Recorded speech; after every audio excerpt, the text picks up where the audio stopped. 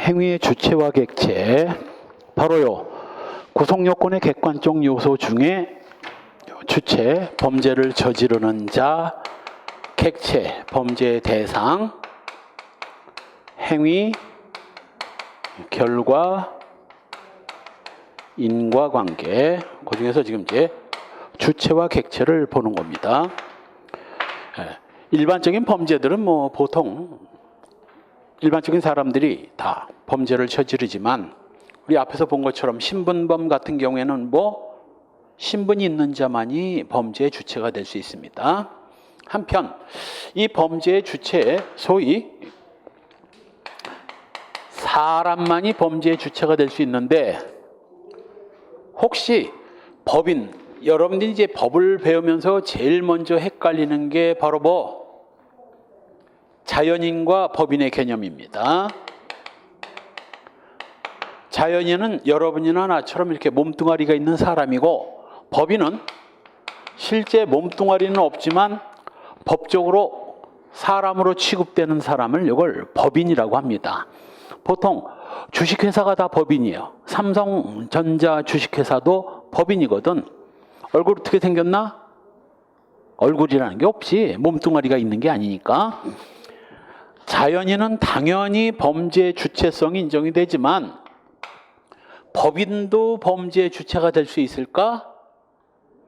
없지. 몸뚱아리가 없는데 무슨 살인을 저지를 거면 몸뚱아리가 없는데 어떻게 강간을 할 거야. 생식기가 있어, 뭐가 있어. 몸뚱아리가 없는데 무슨 범죄의 주체가 되겠어요. 범죄의 주체가 될 수 없는 게 우리 다소설 판례 입장입니다. 물론 범죄의 주체성을 인정하자는 반대로는 만만치 않아요. 왜냐하면 자연인이 저지르는 범죄는 기껏해야 유영철이 죽인 피해자가 22명, 21명, 한 명이 이제 무죄가 나서 자백의 보강 법칙에서 보강 증거가 없어서 하나는 무죄가 났고 21개만 이제 살인죄 유죄가 인정됐는데, 그래봐야 21명이거든. 그러나 법인이 저지르는 범죄는 그 파급 효과가 어마어마합니다. 옛날에 소위 낙동강 두산맥주 페놀 오염 사건이 있었어요. 낙동강에 페놀이 흘러 들어감에 따라서, 낙동강이 그 경남북 주민들의 식수원이거든. 그 페놀이 암모니아계라서 냄새가 났어요. 똥냄새가. 수돗물을 틀면 똥냄새가 났어.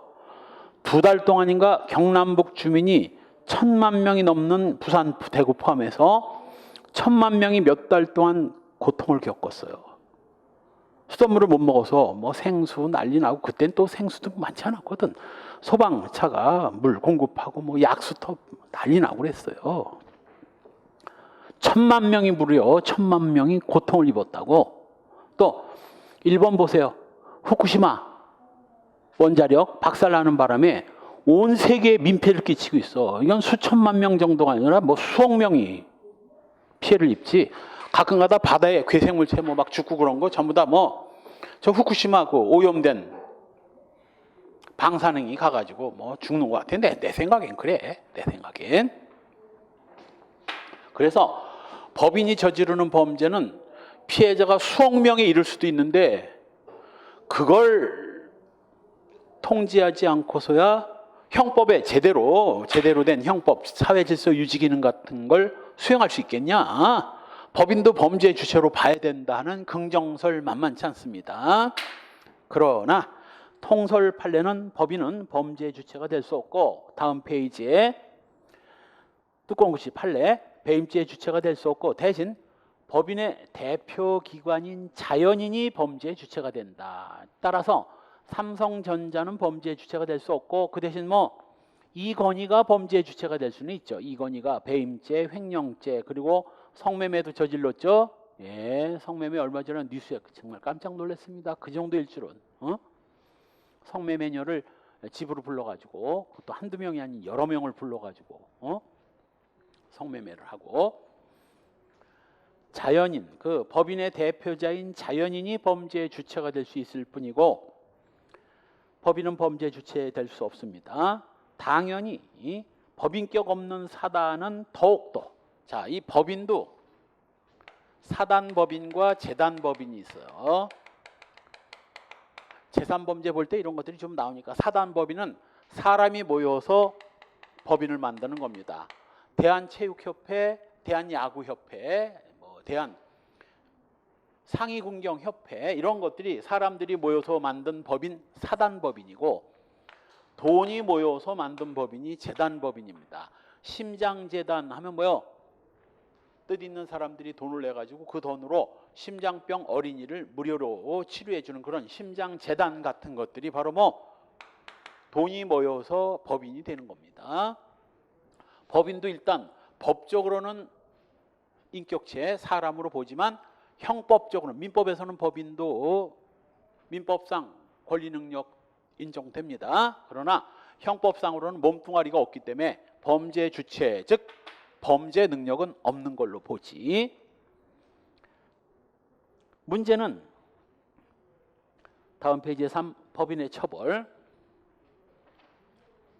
흔히 양벌 규정에 의해서 사용주와 종업원이 있을 때 사용주, 업주와 종업원이 있을 때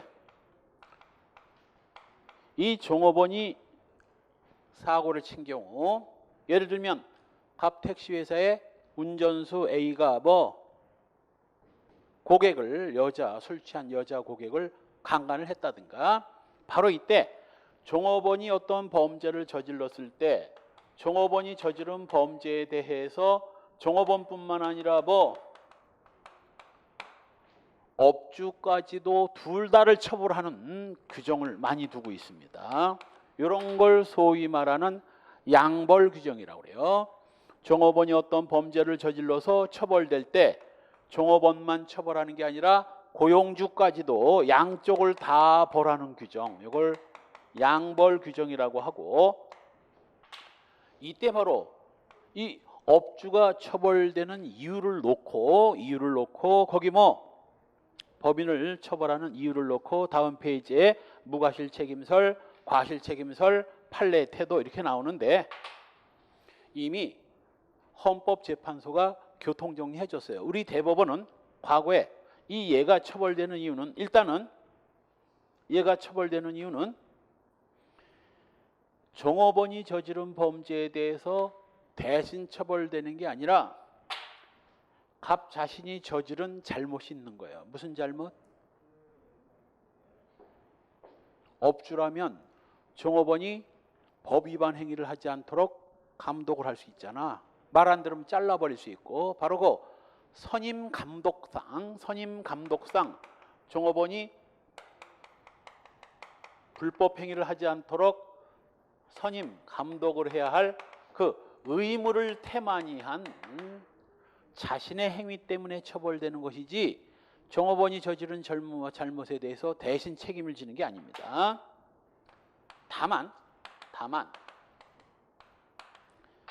이때 이 갑이 처벌되는 것은 갑 자신의 행위 때문에 처벌되는 것인데, 갑한테도 과실이 있어야 된다. 이게 과실 책임설이고, 따라서 아무리 종업원이 잘못을 저질렀다 할지라도 갑한테 과실이 없다면 처벌 안 되고, 갑한테 과실이 있을 때만 처벌해야 된다. 과실 책임설과 무과실 책임설이 바로 갑한테 과실이 있건 없건 갑의 종업원이 사고를 쳤다면 무조건 갑도 과실과 상관없이 무과실 책임, 무조건 책임을 져야 된다 라는 학설, 또 중간 책임설이 있습니다. 거증 책임 전환설 이런 거, 과실 추정설 같은 요 중간 책임설에 해당되는 판례도 있었어요.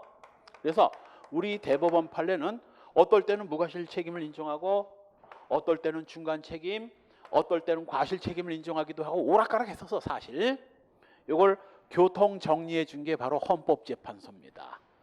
무과실 책임이라는 게 민법에는 있지만 형법에 무과실 책임이라는 게 말이 되느냐. 그래서 헌법재판소가 이 영업주의 처벌은 과실 책임이고, 따라서 어떤 특별법이 종업원이 저지른 잘못에 대해서 업주의 과실 유무도 묻지 않고 업주를 처벌하는 규정이 있다면 이건 요거 바로 책임주의 위반이다라고 해가지고 거기 위반 판례 때린 게 바로 중간에 있는 판례 정리, 양벌 규정에 대한 위헌 결정이 그게 그거야 바로.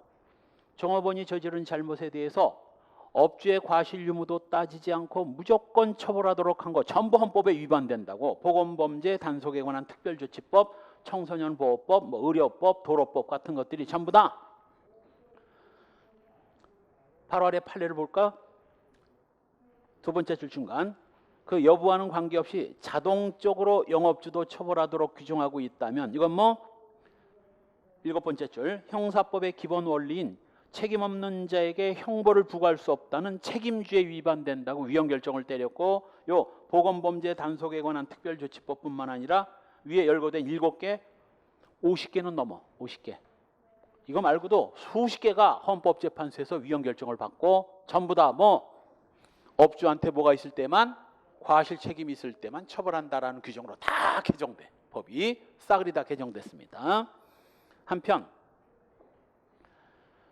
맨 아래 2번 판례, 이때 갑이 과실 책임을 져야 할 상황에서 법인이라는 건 생명체가 아니니까 흔한 말로 법인을 해체해버리고 새로운 법인을 만들면서 갑 재산이 을한테 이제 넘어가는 수가 있습니다. 이때 바로 갑의 처벌도 을한테 넘어갈 수 있다 없다? 원칙적으로 없습니다. 각자 자기가 져야 할 책임 때문에 원칙적으로 합병으로 인해서 존속하는 법인의 처벌이 승계되지는 않습니다. 원칙적으로. 한편 다음 페이지에 3번 판례도 이건 형법이 아니라 아마 형사소송법에 나왔지 아마. 시험에서. 알다시피 형사소송법에 보면 소위 말하는 고소 불가분의 원칙이라는 게 있죠. A, B가 갑한테 범죄를 저질렀으면 갑이 A를 고소하면 불가분적으로 누구까지를? B까지를 다 고소한 걸로 처리합니다. 따라서 피해자가 이 종업원을 고소하면 똑같아. 그 고소 효력은 어디? 양벌 규정에 의해서 갑한테도 고소 효력이 미칩니다. 그런데 자수라는 건 별개거든. A가 범죄를 저지르고 A가 자기가 F한테 범죄를 저질렀다고 자수했다고 합시다. 그럼 알다시피 자수라면 형법상 임의적 감면을 받잖아요. 그때 임의적 감면은 얘만 받고 얘는 안 받는 거야. 왜? 고소는 불가분적이지만 자수는 각자가 따로 해야 되는 거거든. 따라서 종업원이 자수했다고 해서 업주까지 자수 감경을 해주지는 않습니다. 그래서 위의 판례, 고소가 있으면 양벌 규정에 의해서 처벌받는 자에 대해서는 별도의 고소는 필요 없습니다. 왜? 불가분적으로 그 인간까지 고소한 걸로 보니까. 그러나 비교 판례, 세 번째 줄 비교 판례 세 줄 내려가서 끝부분. 위반 행위를 한 직원이 자수했다고 해서 업주까지 형을 감경할 수는 없다. 쉬운 말로 고소는 불가분적으로 전부 다 한 거로 보지만 자수는 한 놈만 한 걸로 봅니다. 한편 4번은 아까 봤던 바로 그 영업주가 처벌되는 것은 종업원의 잘못에 대해서 대신 책임을 지는 게 아니라 두 번째 줄 중간 그 자신의 종업원에 대한 선임 감독상 과실, 선임 감독을 똑바로 못한 자신의 감독 의무 해태에 대한 책임이라는 겁니다. 한편 바로 밑에 판례도 구건축법상 양벌 규정입니다. 둘 다 처벌한다는 원리고, 그 다음에 9번 똑같은 내용이죠. 4번과 똑같은 내용입니다. 영업주의 처벌은 두 번째 줄 중간 선임 감독상 과실, 자신이 갖고 있는 그 과실 책임이라는 거고. 10번 법인이 아닌 약국을 실질적으로 경영하는 약사가 다른 약사를 고용해서 고용된 약사를 명의상 약사로, 그러니까 A도 약사고 B도 약사인데 A는 무슨 사정이 있었겠지. 그 전에 약국을 운영하다 쫄딱 망해가지고 신용카드 가맹점 개설이 안 된다든가, 그러면 이제 B 약사 이름으로 약국을 개설한 다음에 실질적인 운영은 얘가 하는 거지. 이때 바로 약사법 위반 행위를 했을 때 누가 책임져야 돼? 실질적 운영자인 얘가. 실질적 운영자인 세 번째 줄, 약사법 위반 행위를 한 경우에 형사 책임은 실질적 경영자가 지게 됩니다. 마지막 11번, 국가나 지방자치단체도 종업원이 사고를 치면 뭐 11번의 여섯 번째 줄, 도로법 86조 양벌 규정에 따라 처벌의 대상이 되는 법인이 된다. 지방자치단체도 요 법인이 되는 겁니다. 따라서 청소차 운전자가 사고를 냈다면 지방자치단체가 양벌 규정에 의해서 지방자치단체가 처벌되는 거예요. 한편 다음 페이지의 마지막 판례죠. 법인격 없는 사단은 쉬운 말로 애를 낳으면 소위 말해서 출생신고를 하죠. 이때 이제 애가 태어났는데 출생신고할 때까지 기간이 좀 있을 거 아니냐고. 빨리 하는 사람은 뭐 며칠 내에 하는 사람도 있지만 뭐 한 달씩 질질 끄는 사람도 있거든. 바로 한 20일 동안 출생신고를 안 하다가 1월 10일 날 태어났는데 1월 30일에서야 출생신고를 했습니다. 자, 이 아이는 1월 10일 날 사람이 된 거예요? 1월 30일 날 사람이 된 거예요? 신고한 때야? 태어난 때야? 법적으로는 30? 그럼 그 전에 그 아이를 죽이면 살인죄가 안 될까?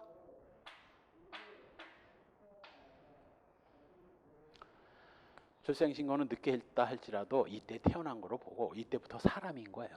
이때부터 사람으로 봅니다. 그런데 법인도 바로 뭐 법인 형태는 다 갖췄는데 법인 등록만 안 한 거. 이거랑 똑같아. 법인 형체는 다 갖췄는데 법인 등기만 아직 안 하고 있는 상태. 법인이에요, 아니에요? 법인이야. 이런 걸 법인격 없는 사단, 법인격 없는 재단 이렇게 표현합니다. 법인으로서 탄생을 했는데 신고는 아직 안 한 거. 자, 법인도 범죄 능력이 없는데 법인격 없는 사단은 더 말할 것도 없지. 더 말할 것도 없지. 법인격 없는 사단에 대해서 양벌 규정을 적용할 것이냐? 안 됩니다. 법인이라면 혹시 양벌 규정을 적용할 수는 있어도 범죄 능력은 없지만 양벌 규정을 적용할 수는 있어도 법인격 없는 사단한테까지 양벌 규정을 적용할 수는 없어요. 주체가 될 수 없다는 얘기지. 행위의 객체와 보호의 객체. 이 행위의 객체가 바로 범죄의 대상을 말하는 겁니다. 자, 예를 들면 살인죄에서는 뭐 살아있는 사람이 살인죄의 객체가 될 것이고 절도죄의 객체는 재물, 타인의 재물이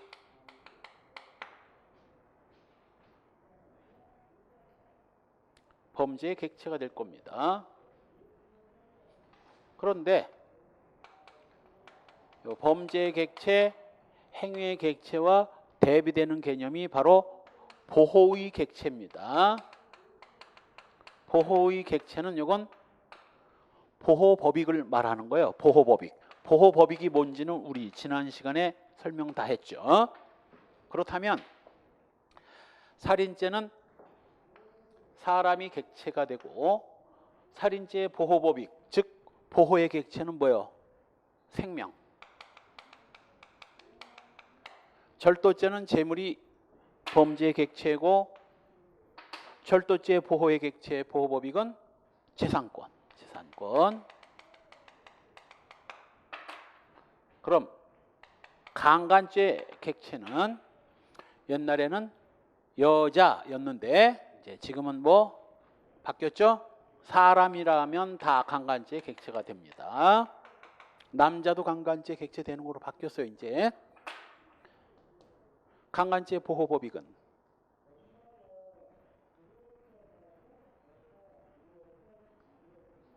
원치 않는 성관계를 맺지 않을 자유, 성적 자유, 성적 자기 선택권, 성적 자유가 이게 보호의 객체가 됩니다. 주거 침입죄의 객체는 뭐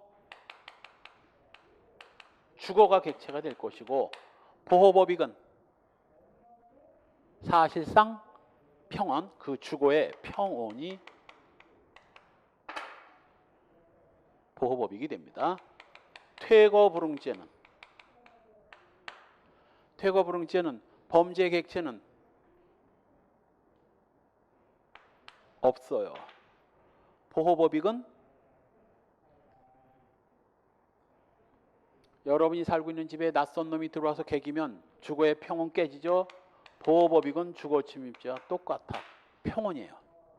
여기서 눈치 빠른 학생은 하나를 간파했어야 돼. 아, 보통은 범죄 객체와 보호의 객체가 둘 다 동시에 존재하는데 범죄 객체는 없고 보호의 객체만 있는 범죄도 있구나라는 걸 알 수 있죠. 위증죄도 마찬가지예요. 범죄 객체는 없지만 정상적인 사법 기능이 보호법익이 됩니다. 그래서 시험에 나온 명제예요.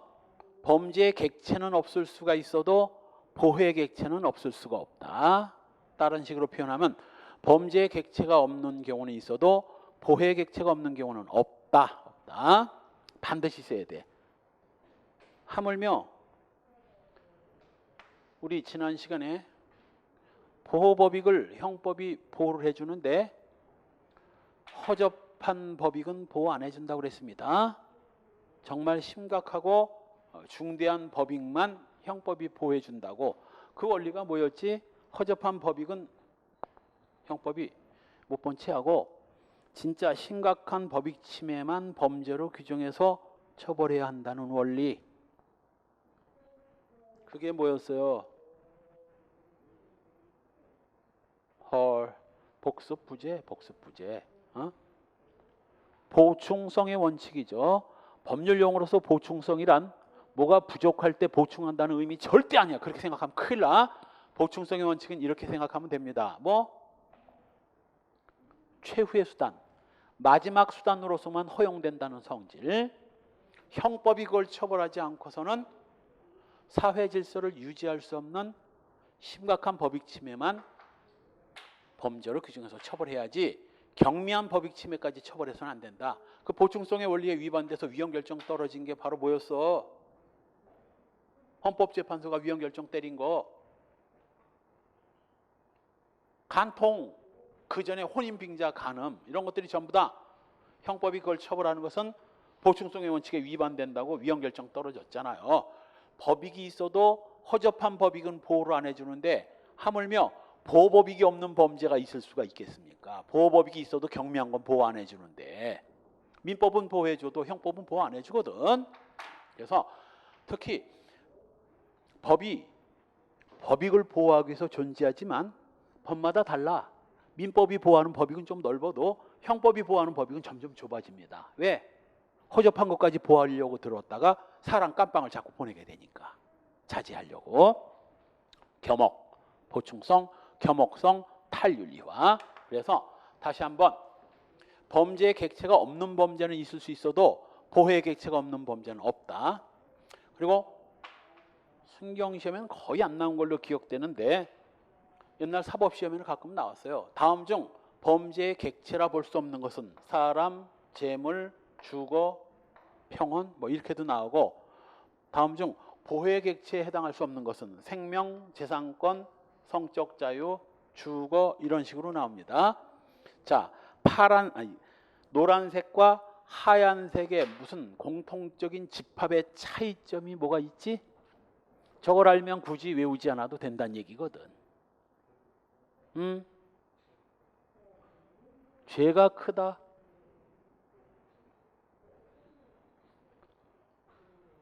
눈에 보이고 손에 잡히는 것들은 범죄의 객체. 눈에 보이지도 않고 손에 잡히지도 않고 사람 머릿속에만 추상적으로 존재하는 게 보호법익입니다. 생명, 재산권, 권리.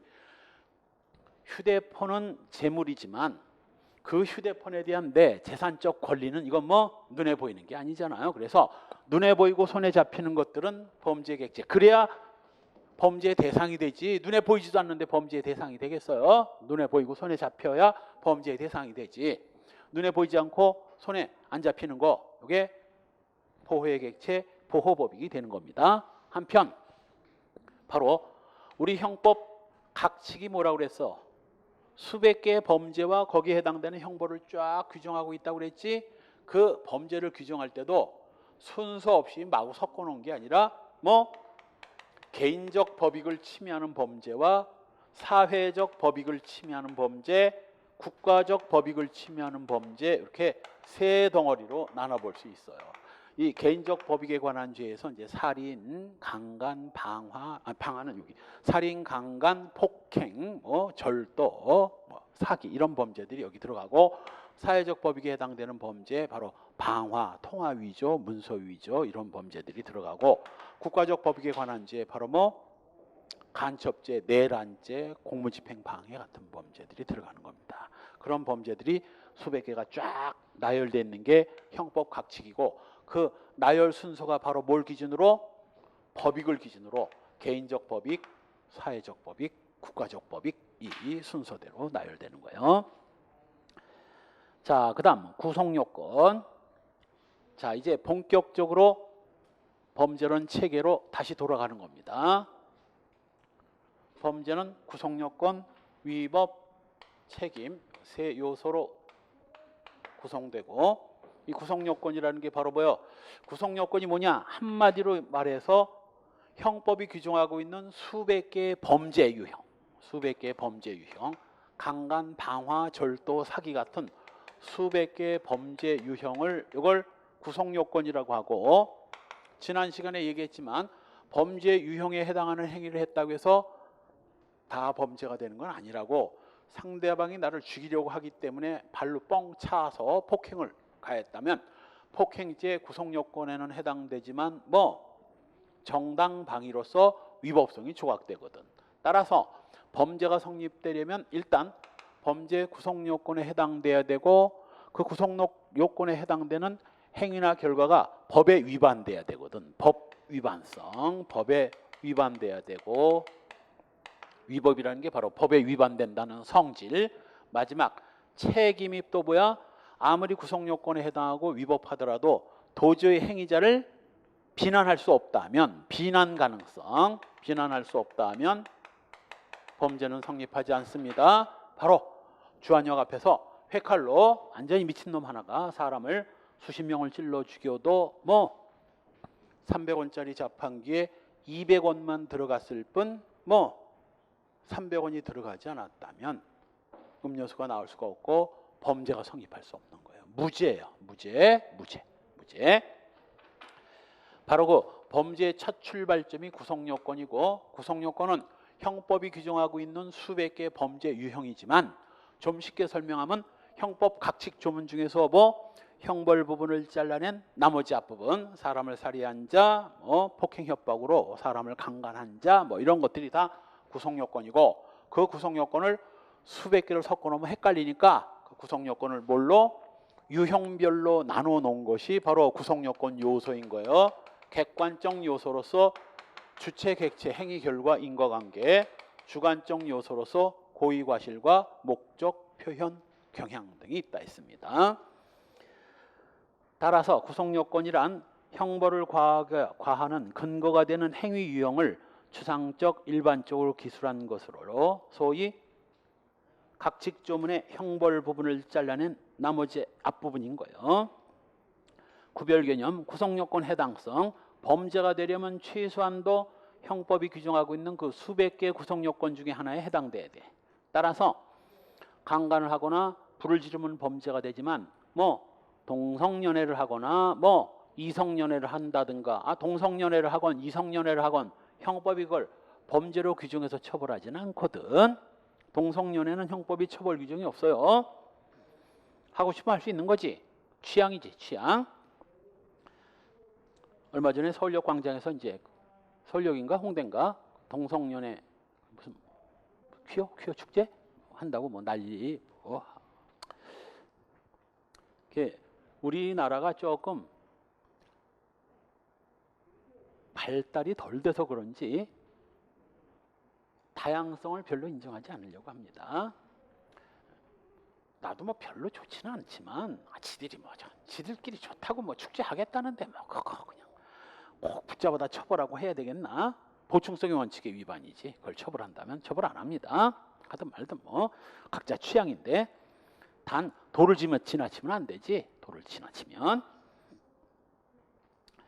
자, 따라서 범죄가 되려면 바로 뭐 300원 중에 첫 번째 100원이 들어가고 200원이 들어가고 300원이 들어가야 범죄가 성립되기 때문에 100원 구성요건에 해당돼야 범죄 첫 발을 내딛는 겁니다. 바로 구성요건 해당성, 형법이 규정하고 있는 그 범죄 행위에 해당되는 것이고 그 구성요건을 완전히 충족하면 기수, 충족하다가 도중에 실패하면 미수범이 되는 거죠. 미수. 참고사항을 보면 이제 이해가 됩니다. 모든 범죄가 구성요건에 해당한다고 기수가 되는 것은 아니고 구성요건에 해당하더라도 기수일 수도 있고 미수일 수도 있죠. 구성요건에 포함된 모든 요소를 충족해야 비로소 기수가 됩니다. 한편 범죄가 성립하기 위해선 구성요건에 해당돼야 되고 구성요건 그 자체는 범죄 성립요건이 아니다. 범죄 성립요건 중에 하나이지. 이 자체가 범죄 성립요건은 아닙니다. 구성요건 외에 위법성과 책임까지 갖춰야 이게 비로소 범죄가 성립하는 거죠. 사실은 뭐 조금 틀렸죠. 구성요건 그 자체는 범죄 성립요건이 아니다. 요거보다는 뭐라고 했어야 돼? 구성요건 자체는 범죄 성립 요건 중의 하나이다 라고 했어야지. 범죄 성립 요건이 아니라고 그러면 뭐 여기서도 빠진다는 얘기가 되잖아. 범죄 성립 요건 중의 하나이다. 요것만이 범죄 요건이 아니라 다른 요소를 갖춰야 비로소 범죄가 성립되는 거죠. 구성 요건 이론의 발전, 벨링, 마이어, 나글러, 헤글러 등이 나오는데 맨 처음에는 말이죠. 처음으로 우리 형법에 요 3단 범죄의 성립요건 세 가지를 만든 사람이 소위 벨링입니다. 이 벨링은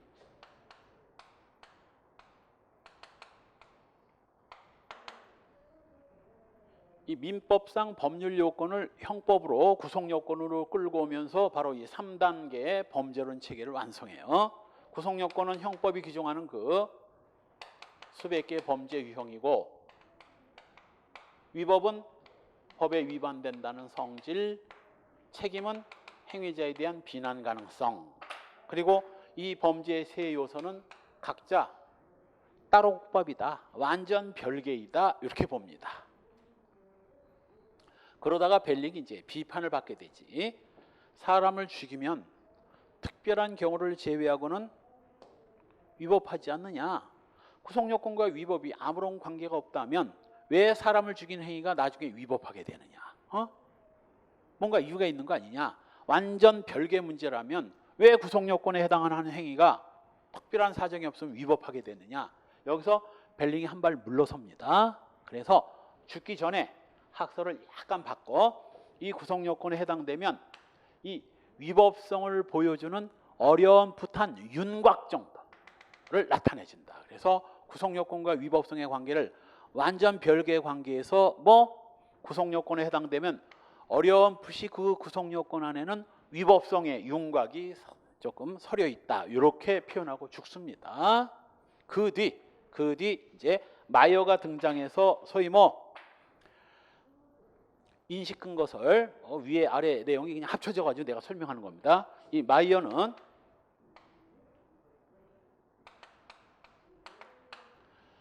위법성과 구성요건은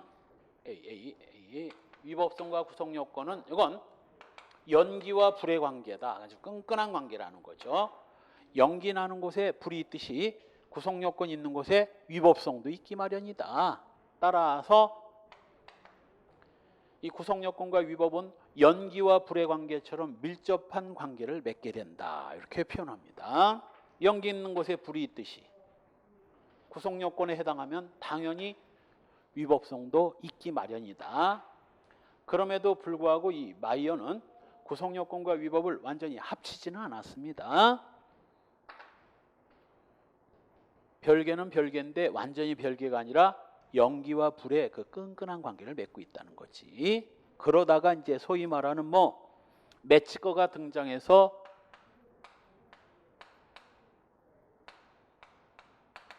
존재 근거설, 구속요건이 있는 곳에는 반드시 위법성이 존재하기 마련이다. 이건 인식 근거설, 이건 존재 근거설, 이건 윤곽. 그러면서 끈끈이에서 쌍둥이처럼 이제 바뀌죠. 완전히 쌍둥이처럼 바뀌는 거지. 구속요건 있는 곳에 위법성도 존재한다. 연기와 불의 관계가 아니라 구속요건 있는 곳에 당연히 위법성이 존재하게 된다. 이렇게 보게 됩니다. 그러다가 이제 마지막으로 괄호 3번의 소극적 구속요건 표시이론. 이 소극적 구속요건 표시이론, 카우프만 이런 학자들이 소극적 구속요건 표시이론을 주장하는데, 그렇게 되면 소극적 구속요건 표시이론으로 넘어가게 되면 이 구속요건과 위법은 그냥 한 덩어리가 됩니다. 그래서 구속요건 안에 위법성도 이 안에 들어가 있고, 그리고 구속요건 다음에 곧 책임이 된다는 거야. 그러니까 범죄론 체계가 세 덩어리에서 뭘로 바뀌어? 두 덩어리로 바뀌고 구속요건 안에 위법성도 들어가 있다는 거야. 그럼 여기서 무슨 문제가 생기느냐면, 자, 우리 아까 사회적 행위론에 의하면 구속요건을 인식하는 건 사실의 인식이고 위법성의 인식은 사실의 인식과 별개인데, 이렇게 되면 요 사실을 인식하고 위법성을 인식하지 못해도 뭐가 되는 거야? 그와 한 몸덩어리인 구속요건을 인식하지 못한 걸로 보는 거야. 무조건 100% 과실로 보게 됩니다. 그건 나중에 배우게 될 것이야. 그래서 이 소극적 구속요건 표시이론에 의하면 구속요건과 위법성은 한 덩어리고, 구속요건이 있으면 위법성이 있고 위법이 없으면 구속요건도 없어진다. 같이. 그래서 정당방위가 뭐예요? 위법성이 조각되는 위법성 조각 사유 아닙니까? 마이어는 정당방위는 사람을 상처를 입혔으면 상해죄 구속요건에는 해당되지만 위법성만 사라지는 위법성 조각 사유로 보는 반면 위법성만 없어지는 사유로 보게 되지만, 소극적 구속요건 표시 이론에 의하면 정당방위로서 위법성이 사라지면 뭐까지 없어져? 구속요건까지 소극적으로 없어진다는 거야. 정당방위를 소극적 구속요건, 구속요건이 없어지는 소극적 구속요건이라고 부르는 거예요. 이게 나중에 이제 사실인식하고 위법성을 인식하지 못한 경우 처리 방법이 확실히 달라지지. 저 뒤에서. 그럼으로써 이제 구속요건과 위법이 한 덩어리가 되고 구속요건과 책임, 범죄론 체계가 두 덩어리로 바뀌죠. 그러다 보니 이제 또라이들이 나오게 돼 있거든. 더 나가면 뭐요? 책임까지 넣는 놈이 나와. 위법 책임까지 통합하는 구속요건론이 이제 나오게 됩니다. 이렇게 되면 이제 위법성과 뭐까지, 책임까지 구속요건으로 들어가 버리고 범죄는 구속요건 한 덩어리로, 범죄론 체계가 한 덩어리로 돼버립니다. 이 학설의 문제점이 뭘까? 소극적 구속요건이나 책임까지 통합하는 구속요건론의 결정적인 문제점. 여기 시험에 나온 적 있어. 순경시험에. 예문으로. 저 학설의 문제점은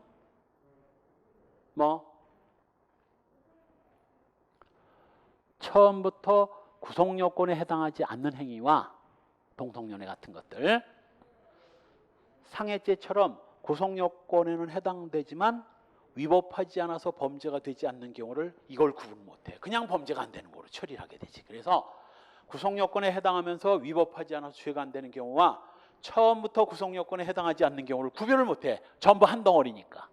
심지어는 얘는 책임까지 구별을 못하게 되는 그런 문제가 생겨요. 그래서 대부분 형법책은 요 MMIO 입장에 의해서 쓰여져 있고, 이 매지거나 카우프만 이런 극단적인 학자들은 별로 받아들여지지 않고 있습니다. 대부분 MMI여 인식근 것을 구성요건에 해당되면 위법성이 추정되는데 간혹가다 추정되는 위법성이 깨질 수가 있고 그게 바로 뭐야? 그게 바로 위법성 조각 사유로서 정당행위, 정당방위, 긴급피난, 자구행위, 피해자 승낙에 의한 행위들이 바로 구성요건은 인정되지만 위법성이 조각되는 거예요. 하나만 더. 이 학설의 결정적인 문제점이 또 이제 어디서 드러나느냐면 요즘 이제 네티즌들이 잔인한 살인범을 사형 집행하라고 하는데 자, 그 교도관이 사형수의 사형을 집행했다고 합시다. 살인죄 구성요건에 해당돼요, 안 돼요? 되지? 사람 죽였지? 목 매달아 가지고 사람 죽였잖아? 살인했지? 다만 뭐 형 집행으로 법에 따라 형을 집행했기 때문에 위법성이 조각돼서 죄가 안 되는 거예요. 그런데 내가 지금 파리 한 마리가 날아다녀서 수업에 방해를 해서 파리 한 마리를 잡아 죽였습니다. 요게 바로 뭐야? 파리 하나 잡아 죽인 건 구성요건 해당성이 처음부터 없는 거예요. 만일 얘네들 학설대로라면 뭐야? 내가 지금 파리 하나 잡아 죽인 거나 사형수의 형을 집행한 것이나 얘들 학설에 의하면 똑같아. 어차피 구성요건이 한 덩어리니까. 어차피 파리 하나 잡아 죽인 것도 죄 안 되는 거고 똑같고 사형수의 형 집행한 것도 그냥 똑같이 죄가 안 되는 거야. 그러나 이 마이어 입장에 의하면 파리 하나 잡아 죽인 건 구성요건에 해당하지 않아서 죄가 안 되는 거고 사형수의 형을 집행한 건 구성요건에는 해당되지만 위법하지 않아서 죄가 안 되는 거야. 질적인 차이를 느낄 수 있죠? 얘들은 그런 질적인 차이를 인정을 못한다는 거예요. 왜? 하나로 다 섞어버렸기 때문에. 그 예문이 순경시험 예문으로 잠깐 나온 적이 있습니다. 따라서 이 구성요건과 위법성의 차이점, 구성요건은 형법상 수백 개의 범죄 유형 내지는 불법 행위의 유형인데 위법성은 법 전체 입장에서 그 법 질서에 위반되느냐 여부에 대한 판단인 겁니다. 그래서 구성요건은 잠정적 가치 판단이라면 위법성은 확정적 가치 판단이고 구성요건 요소, 기술적 요소와 규범적 요소. 자, 이 기술적 요소와 규범적 요소란 여기서 기술적 요소란 테크니컬이 아니에요. 테크니컬이 아니라 기록할 기자에다 서술할 술자거든. 즉 그것을 인식함으로써 의미와 내용도 그대로 확정돼 버리는 경우를 이걸 기술적 요소라고 하고 규범적 요소, 이건 둘 다 객관적 요소 중에서 구성요건의 객관적 요소 중에서 그 요소를 단순히 인식함으로써 가치 판단에 필요 없이 사실의 인식만으로도 의미를 알 수 있는 요소, 사람, 재물, 불, 건조물, 물, 뭐 이런 것들이 기술적 요소고 규범적 요소란 그 사물을 단순히 인식하는 것만 갖고는 의미 내용이 확정이 안 됩니다. 규범적 평가 내지는 가치 판단을 해야 비로소 의미 내용이 확정되는 걸 이걸 규범적 요소라고 그래요. 예를 들면 뭐 조금 아까 봤던 추행, 다중, 그리고 음란, 명예, 신용 이런 것들이 바로 음란, 명예, 신용 이런 것들이 바로 규범적 요소고 사람, 불, 물, 이런 것들이 건조물 기술적 요소들입니다. 특히 이제 추행이나 음란, 명예 이런 것들은 그 시대의 사회 문화적 배경에 따라서 판단이 조금 달라질 수도 있어요. 예를 들면 세종대왕이 살아서 타임머신을 타고 올 여름에 해운대 해수욕장을 방문하셨다고 가정합시다. 세종대왕께서 뭐라고 하겠어요? 음란 마귀들이 득실거리는 지옥으로 왔다고 생각하실까? 천당으로 왔다고 생각하실까? 세종대왕 입장에서 보면 뭐 천지가 개벽을 할 일이지 여자들이 뻘거벗고 다 다니니까 세종대왕 시절에는 말도 안 실제 그 조선왕조실록 같은 거 보면 뭐 그 음란한 행위를 하다가 끌려 들어가서 곤장 20대 맞고 그런 여자들도 있어. 근데 지금 누가 해운대에 가가지고 해수욕장 주변에서 비키니 입고 왔다 갔다 하는 사람을 음란막이라고 하면 정신병원에 끌려가지. 정신병원에. 그 시대 그 사회적 문화적 가치 판단에 따라 결론이 달라질 수도 있거든. 심지어는 동시대에 사는 판사들 사이에서조차 개념이 달라지는 경우도 있었어요. 바로 이현세 씨의 만화 천국의 신화라는 만화가 1심에서는 요거 뭐 음란 만화로 인정돼서 벌금 500만 원 유죄가 인정됐어. 음란 만화라고 요거 벌금 500만 원이 선고됐는데 이현세 씨 같은 사람이 뭐 돈 500만 원 때문에 항소를 했겠어.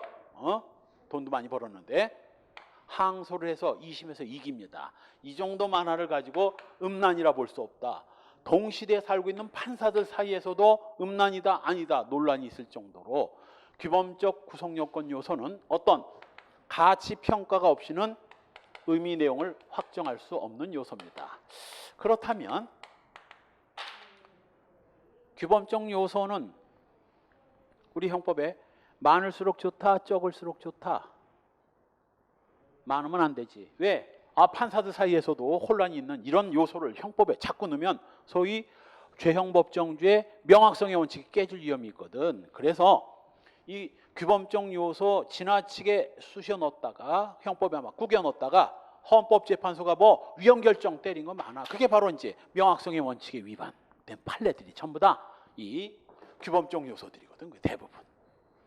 그래서 규범적 평가가 있어야 의미 내용이 확정될 수 있는 요소들 이런 것들을 규범적 요소라고 하고 이때 바로 그 규범적 평가도 둘로 나눠져요. 바로 그 시대의 문화적, 사회적, 문화적 평가를 받는 경우와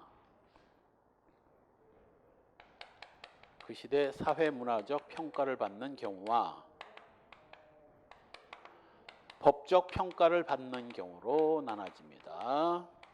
바로 음란, 추행 뭐 이런 것들이 바로 요 사회적, 문화적 평가를 받는 규범적 요소이고 배우자, 직계 존속, 공무원 뭐 이런 것들이 바로 법적 평가를 받는 규범적 요소예요. 이것도 시험에 나와 기술적 요소와 규범적 요소가 아닌 걸 골라라. 뭐 규범적 요소에 해당되는 걸 골라라. 기술적 요소인 걸 골라라. 이것도 시험에 나오고 심지어는 이것도 시험에 나온 적이 있어. 다음 중 사회문화적 평가를 받는 규범적 요소가 아닌 걸 골라라 해놓고 음란, 추행, 명예 해놓고 뭐 배우자 이렇게 나온 적이 있어. 다 규범적 요소지만 이건 사회문화적 평가를 받는 거고 이건 법률적 평가를 받는 요소. 이거 구별하는 문제도 나온 적이 있다고. 이해만 제대로 돼 있으면 뭐 시험장에서 헷갈릴 일은 없습니다. 그래서 내가 강조하는 게 사실은 이해를 완벽하게 하는 게 무식하게 암기하는 것보다 훨씬 더 기억을 잘할 수 있거든. 그래서 웬만한 건 이해할 수 있으면 이해하고 넘어가고 도저히 이해가 안 되는 것들만 뭐 외워야지. 무식하게 외울 게 아니라 주관식이라면 좀 힘들어. 이해를 하더라도 이걸 잘 쓰려면 좀 힘들지만 객관식은 읽어보고 이게 맞았는지 틀렸는지를 알잖아. 자기가 완벽하게 이해했다면. 그래서 이해가 필요하다는 거예요. 시험장에서는. 한편 객관적 요소와 주관적 요소. 객관적 요소란 바로 주체, 객치, 행위, 결과인 인과관계처럼 외부적으로 그 존재를 쉽게 인식할 수 있는 것이고 주관적 요소는 일반적 주관적 요소로서 고유과실과 특수적 주관적 요소로서 목적, 표현, 경향 등이 있다 했습니다. 참고사항, 범죄 동기는 구성요건 요소 아닙니다. 범죄 동기가 구성요건 요소인 게 딱 하나 있어. 영아 살해죄. 영아 살해죄.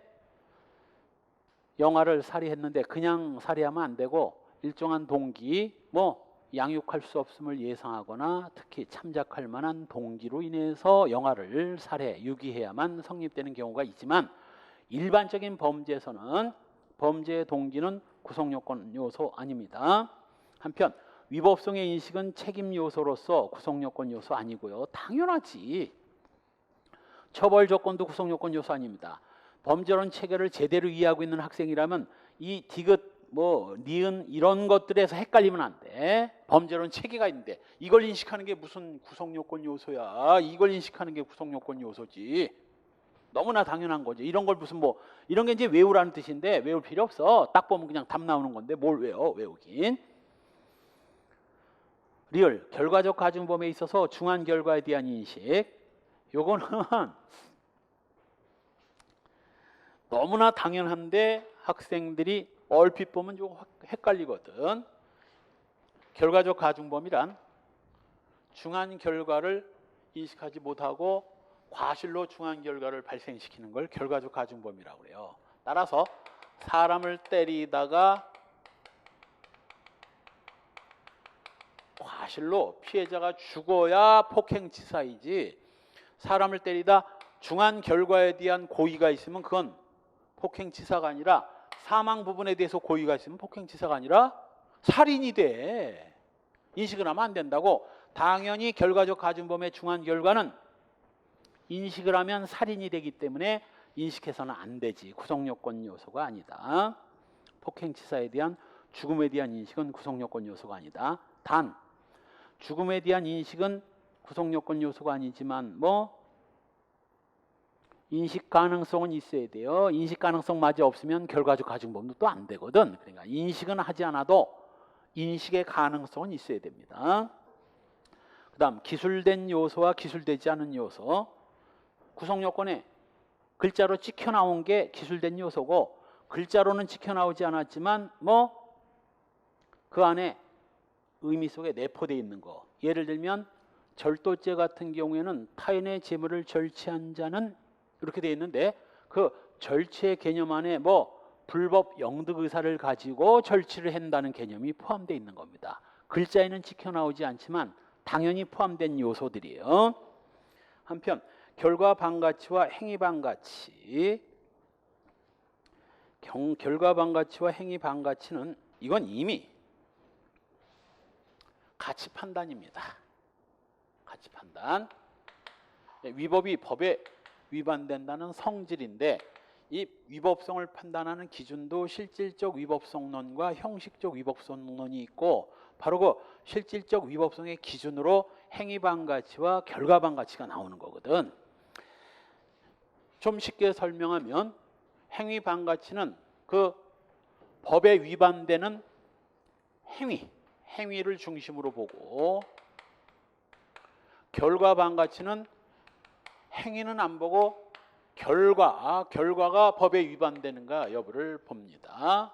행위 반가치 또는 결과 반가치라고 부르는 거예요.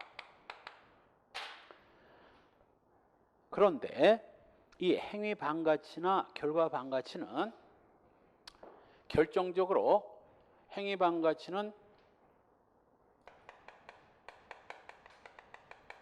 고의 과실은 잘 구분하는데 결과 반가치는 고의 과실을 구별 못해요. 왜?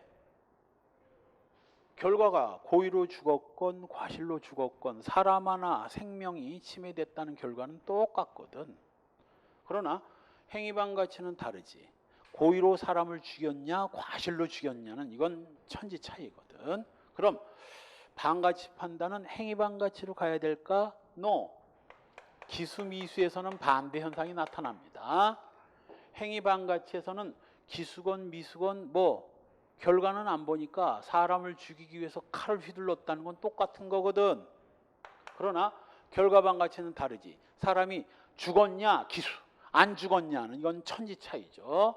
그러니 기수미수는 결과 반가치가 능력을 발하고 고의과실은 행위 반가치가 능력을 발휘하는데, 그럼 행위 반가치와 결과 반가치 어느 쪽으로 가야 될 것이냐? 다 먹으면 되지. 둘 다. 행위 반가치와 결과 반가치를 결합해서 반가치 판단하는 게 우리 통설입니다. 지금 현재 행위 반가치와 결과 반가치를 동시에 기준으로 삼아서 반가치냐 아니냐를, 행위 반가치와 결과 반가치를 동시에 판단하는 겁니다. 그다음 넘어가서 인과관계와 객관적 귀속. 자, 이 인과관계라는 것은 행위와 결과 사이의 원인-결과 관계고 구성요건의 객관적 요소, 주체, 객체, 행위, 결과, 인과관계. 그때 바로 그 인과관계가 나온 겁니다. 행위와 결과 사이의 원인-결과 관계. 즉, 그 결과가 행위 때문에 원인이 됐다는 그런 관계를 인과관계라고 하고, 인과관계가 있어야 기수가 되고 인과관계가 없으면 미수가 됩니다. 자, 예를 들면 A가 B를 총을 쐈는데 부상을 입었고 B가 차를 타고 부상을 입은 채 차를 몰고 가다가 차가 전복이 돼서 사망에 이르게 됐다면 B의 사망은 물론 총 맞은 게 먼 원인이 됐지만 직접적인 원인이 된 건 교통사고 아닙니까? 교통사고. 이때 A의 총 쏘는 행위와 B의 사망 사이에는 소위 인과관계가 깨졌다고 하는 거예요. A는 뭐가 되는 거야? 비록 B가 죽었다 할지라도 총 맞아 죽은 게 아니니까 A는 살인 미수만 되는 거야. 그래서 이 발생된 결과에 대해서 인과관계까지 인정돼야 기수가 되는 거고 인과관계가 없으면 미수가 됩니다. 물론 미수를 처벌하지 않는 범죄에 있어서는 무죄가 되겠죠. 이때 바로 그 인과관계의 유형, 기본적 인과관계, 갑이 을을 총을 쏴가지고 을이 그 총을 맞고 죽었다면 그때는 이게 소위 말하는 기본적 인과관계입니다. A가 B를 총을 쏴서 B가 사망에 이르게 됐다면 A의 총 쏘는 행위와 B의 사망 사이에 이게 바로 이제 기본적인 인과관계고 A는 살인 기수가 되죠. 한편 중첩적, 누적적 인과관계란 각기 독자적으로는 결과 발생이 불가능한 여러 행위가 결합돼서 공동으로 작용을 함으로써 결과를 발생시킨 겁니다. 예를 들면 100g을 먹으면 죽는 독약을 A도 50g, B도 50g을 먹였는데 합 100g이 돼서 갑이 사망한 경우, 이런 걸 중첩적, 누적적 인과관계라고 하고, 반대로 이중적 인과관계는 이거 100g을 먹으면 죽는 독약을 A도 100g을 먹였고 B도 100g을 먹여서 한 사람의 행위만으로도 결과 발생이 가능한데 200g을 먹였으니 당연히 죽었겠죠. 이런 걸 이중적 인과관계라고 합니다.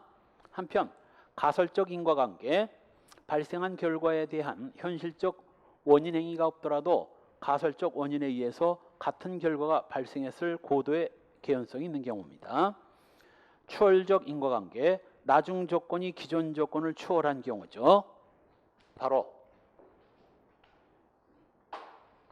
A가 B를 죽이기 위해서 칼로 찔렀는데 부상만 입고 B가 피를 흘리고 있는 걸 갑이 총을 쏴서 사망에 이르게 했다면 요 칼 맞아 가지고는 아직 안 죽었는데 갑이 총을 쏘는 바람에 요 B가 갑에 총을 맞고 정통으로 죽어버렸다면 이게 바로 이게 추월적 인과관계입니다.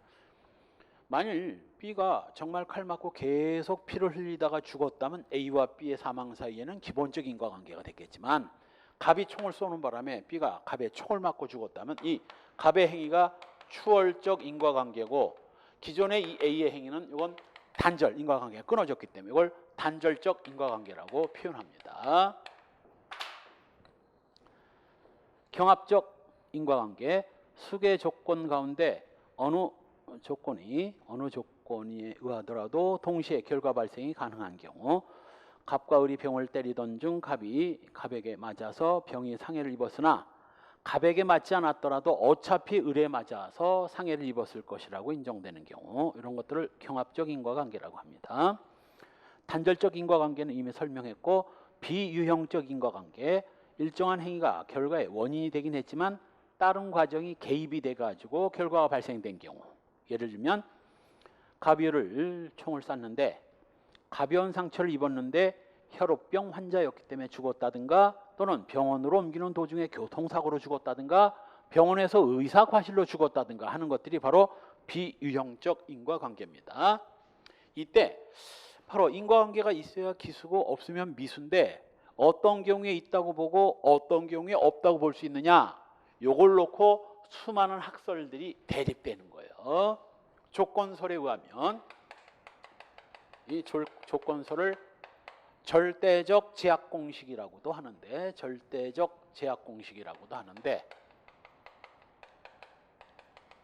조건설에 의하면 어떤 행위와 결과 사이에 인과관계가 인정되느냐 안 되느냐가 그렇게 궁금하냐? 궁금하면 간단하다는 거야.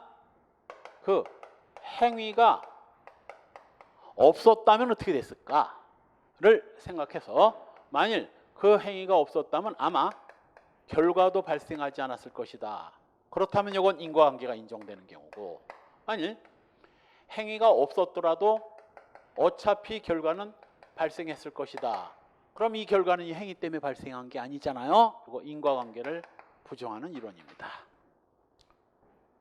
그렇다면 조금 아까 A가 B를 총을 쏴서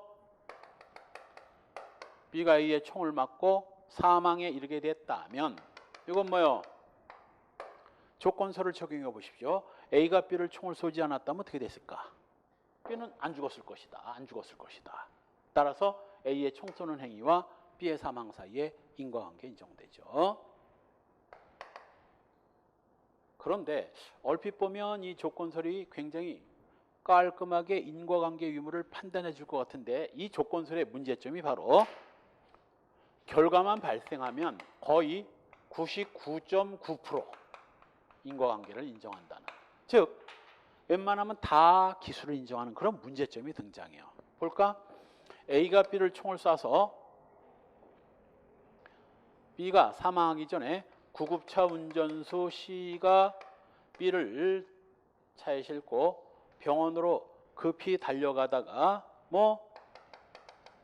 사고가 발생해서 B가 사망에 이르게 됐다 합시다. 자, 이게 아까 봤던 단절적 인과관계와 추월적 인과관계잖아요. 이때는 구급차 운전자의 교통사고와 B의 사망 사이에 인과관계를 인정해야 되는데, 조건설에 의하면 이것도 인과관계가 인정돼요. 왜냐하면 A가 B를 총을 쏘지 않았다면 어떻게 됐을까? B가 구급차에 실려 병원 갈 일도 없었을 것이고, 병원 갈 일이 없었다면 교통사고로 사망하는 일도 없었을 것이다. 총 쏘는 행위와 B의 사망 사이에도 인과관계를 인정하고, 심지어는 A를 낳은 A의 부모의 마더, 파더의 출산 행위도 요거 B의 사망과 인과관계 인정돼. 왜? MF가 A를 낳지 않았다면 어떻게 됐을까? 얘가 커가지고 B를 총을 쏴가지고 실려가다 죽는 일도 없었을 것이다. M과 F의 A의 출산 행위와 B의 사망 사이에도 인과관계가 인정이 되고, 이 M과 F를 소개팅을 해준 T녀의 소개팅과 B의 사망 사이에도 인과관계 인정돼. 이런 식으로 인과관계를 인정하다 보면 당군 할아버지까지가 이 곰이 마늘 들고 동굴에 들어가는 행위와 이 B의 사망 사이에도 인과관계 인정되지. 왜? 곰이 이 마늘을 들고 안 들어갔다면 사람이 안 됐을 것이고, 당군이 안 나오고 쭉 해서 사람이 태어나지는 않았을 것이고, 죽지도 않았을 것이다. 세상에 인과관계 인정 안 되는 경우가 뭐가 있어? 이건 거의 결과가 발생하면 무조건 인과관계를 인정합니다. 이건 거의 불교식의 인과관계까지 인정이 돼. 그러니까 결국은 결과만 발생하면 전부 다 기수로, 얘도 살인기수 다 기수로 처리한다는 그런 말도 안 되는 결과가 나와요. 그래서 나온 게 소위 말해서 원인설입니다. 왜? 조건설은 무조건 결과만 발생하면 무조건 인과관계를 인정하니까, 여기서 원인설, 아이고 모든 조건을 이렇게 다 인과관계를 인정하면 말이 안 되질 않느냐. 자, 조건 1 교통사고, 2 총 쏘는 행위, 출산 3 소개팅 4, 이렇게 여러 개의 조건이 있을 때 그 여러 개의 조건 중에서 원인된 조건과 단순 조건을 구별해서 결과 발생에 원인된 조건만 인과관계를 인정하고 나머지 단순 조건들에 대해서는 인과관계를 부정하자는 이론입니다. 그렇게 되면 요 교통사고만이 원인된 조건이고 나머지 조건들은 단순 조건으로서 인과관계를 부정하게 되고 합리적인 결론이 나오죠. 그런데 이 학설은 또 무슨 문제가 생기느냐 하면 그럼 이 여러 가지 조건 중에서 뭐가 원인 조건이고 뭐가 단순 조건이냐를 구별하는 기준이 뭐냐? 그 기준이 뭐냐? 그 기준을 놓고 형법학계에서 학설이 무려 50개 정도 나옵니다. 50개 정도. 그만큼 어떤 학설이 어떤 사례에서는 잘 맞는데 다른 쪽에 하면 다 잘 안 맞고 이런 일이 자꾸 생기거든. 자, 봅시다. 아까처럼 100g을 먹으면 죽는 독약을 A가 20g, B가 70g, C가 10g을 먹이는 바람에 합 100g이 돼서 갑이 사망에 이르게 됐다 합시다. 자, 이 세 명의 조건이 있는데 이 중에서 최후 조건설에 의하면 바로 마지막으로 독약을 먹인 C의 행위와 갑의 사망 사이에 인과관계를 인정합니다. 벌써 문제가 생기지? 왜? 제일 조금 먹인 놈을 인과관계를 인정하면 어떠자는 얘기야. 70g을 먹인 놈이 있는데 그래서 최후 조건설이 여기서는 잘 들어맞지만 여기 오면 또 말도 안 되는 결과가 나오거든. 그러다 보니까 최유력 조건설이 또 나오는데 이렇게 되면 이제 가장 독약을 많이 먹인 B의 행위와 결과 사이의 인과관계가 인정되겠지만 일로 오면 또 뭐야? 총 쏘는 행위가 훨씬 강력한 거 아닙니까? 이렇게 되면 또 이게 인과관계를 인정해야 된다는 문제가 생겨. 그래서 그 수십 개의 학설이 전부 다 모든 분야에서 완벽하게 커버를 못해가지고 50개 학설이 다 날아가 버립니다. 결국은 구별 기준이 여기선 맞고 저기선 틀리고 하니까 쓸 수가 없지. 그래서 나온 게 소위 상당 인과관계설. 이게 우리 지금 대법원 입장이에요. 상당 인과관계설. 그 행위와 결과 사이에 그러한 행위로 그러한 결과가 발생하는 것이 상당하다고 인정할 때 소위 인과관계를 인정하는 입장입니다. 그 상당성 유무를 판단할 때도 이거 객관적으로 판단해야 될 것이냐 또는 주관적으로 행위자가 인식한 걸 기초로 판단할 것이냐 아니면 절충적 상당 인과관계설 행위자가 행위 당시에 주관적으로 인식한 것과 행위 당시에 객관적으로 존재하고 있었던 사정을 종합해서 상당성 유무를 판단해야 된다는 상당 인과관계설은 대부분 절충적 상당 인과관계설이 이게 상당 인과관계설 하면 보통은 절충적 상당 인과관계설입니다. 행위자가 인식한 것과 객관적으로 존재하고 있었던 사정을 종합해서 상당성 유무를 판단해야 돼. 자, 멘탈이 무너지죠?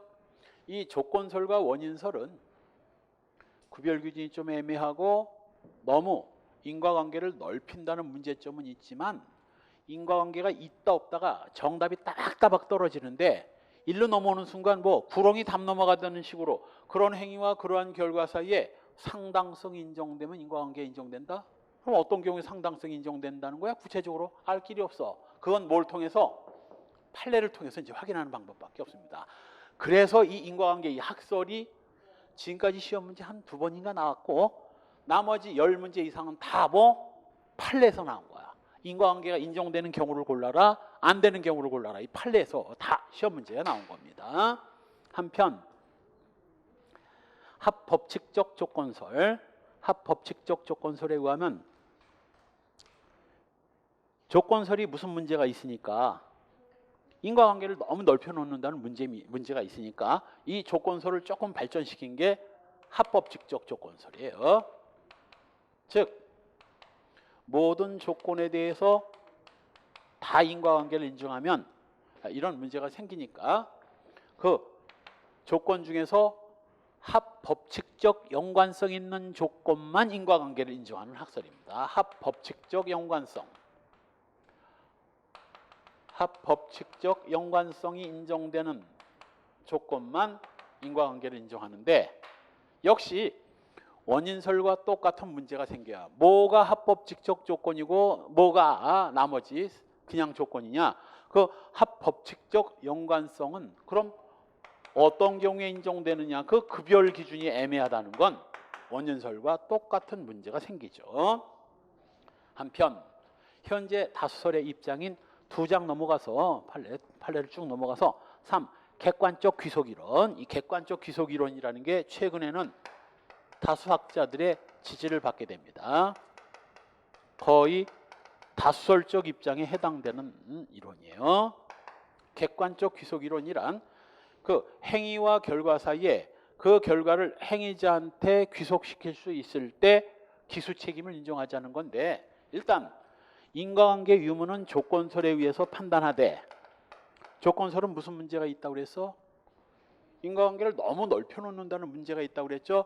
그 너무 넓은 인과관계의 범위를 뭘로?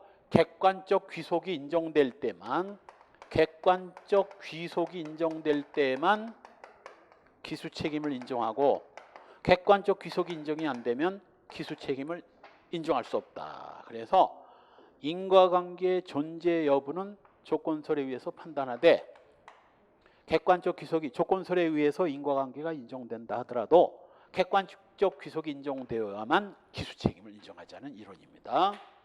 그럼 어떤 경우에 객관적 귀속이 인정되느냐? 거기 이제 구체적인 내용이 나오죠. 뭐 회피 가능성의 이론 내지는 지배 가능성의 이론. 회피 가능성, 지배 가능성이 있어야만 객관적 귀속을 인정합니다. 따라서 A가 B를 총을 쏜 행위와 B의 사망 사이에 A가 이 교통사고를 지배할 수 있었다 없었다? 없었다. 지배 가능성이 없었으니까 이거 뭐 인과관계를 인정하죠. 기수 책임을 인정하지 않는 이론입니다. 회피 가능성 내지는 지배 가능성. 회피 가능성이 있었을 때에만 기수 책임을 인정하지 않는 거고 그 다음 위험 창출과 위험 증대 이론. 바로 요 위험을 창출하고 만들고 기존 위험을 증대했을 때 객관적 귀속을 인정하자는 거야. 바로 요거야. A가 B를 총을 쏴서 B가 생명의 위험을 지금 A가 생명의 위험을 창출은 했지만 뭐 C가 교통사고로 그 위험을 증대시켰죠. 바로 이때 C의 구급차 사고가 바로 뭐 위험을 증대시켰기 때문에 C의 구급차 운전자와 B의 사망 사이에만 뭐 기수 책임을 인정하고 A는 미수로 가는 거죠. 그 다음 마지막 규범의 보호 목적 관계 이론.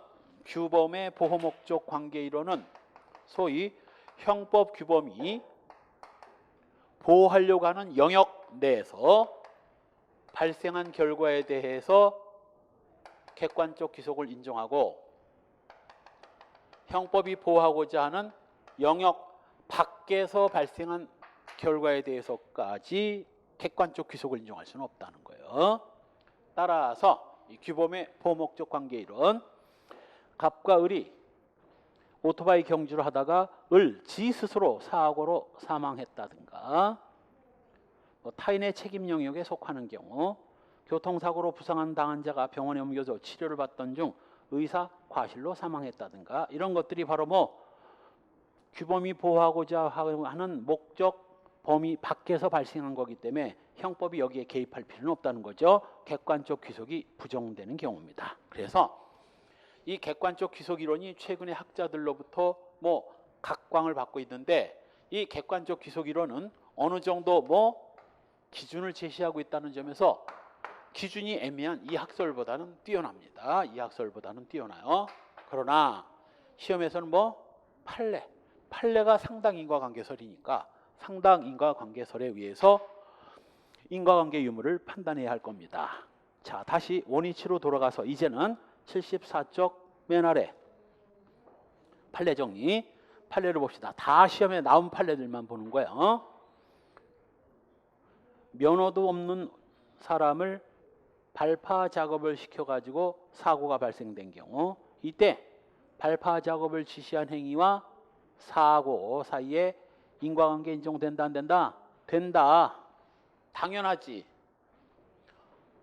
다이나마이트 화약류 폭발은 그래서 화약류 폭파 자격증이 있는 자격증을 발부해주고 자격증이 있는 사람으로 하여금 발파 작업을 해야 되는데 갑이 자격도 없는 A한테 발파 작업을 지시해가지고 자격도 없는 놈이 발파 작업하다 사고를 내서 B가 죽고 다치고 했다면 뭐 A도 업무상 과실치상이지만 갑의 작업 지시와 B의 상해 사이에도 인과관계 있는 겁니다.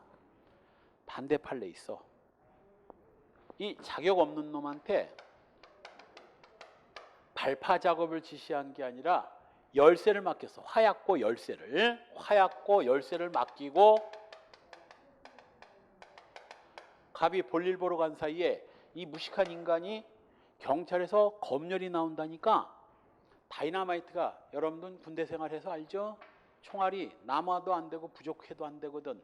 다이나마이트가 남으니까 이 무식한 놈이 남는 다이나마이트가 경찰의 지적을 받을까 봐 숙직실 아궁에다 감춰 이걸. 숙직실 아궁에다. 그랬으니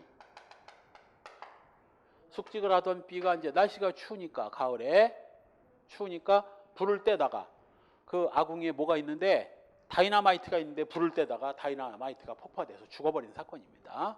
세상에 박스로 있는 다이나마이트를 그걸 불 뗐으니 물론 얘는 몰랐지. 거기에 설마 다이나마이트가 있을 줄 몰랐지.